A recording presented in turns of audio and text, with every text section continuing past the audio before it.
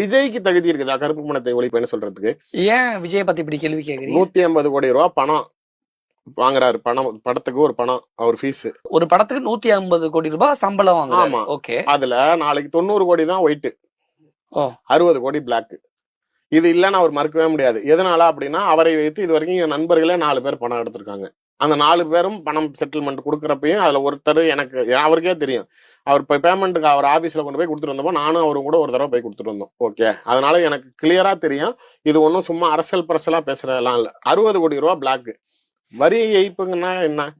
நீங்கள் உங்களுக்கு வரக்கூடிய வருமானத்தை அதை வரி கட்டுவதை தவிர்த்துட்டு நாளைக்கு உங்களுக்கு சொந்த பயன்பாட்டுக்கு பருகுவதற்காக நீங்க வச்சுக்கிறது. அந்த வரி கட்டுவது எதற்காக? சாமானிய சாதாரண மக்களுக்கு எல்லாமும் போய் சேரணும். இப்ப அதை தானே நீங்க உங்க கட்சி கொள்கைங்கிறீங்க, எல்லாருக்கும் எல்லாம் அப்படிங்கிறத கிடைக்க கூடாதுன்னு. நாளைக்கு நீங்க வரி ஏய்ப்பு செய்யறீங்க, உங்க வீட்டுல ஏன் ரைடு வந்துச்சு? அந்த ரைடுக்காக தானே நீங்க பயந்தீங்க.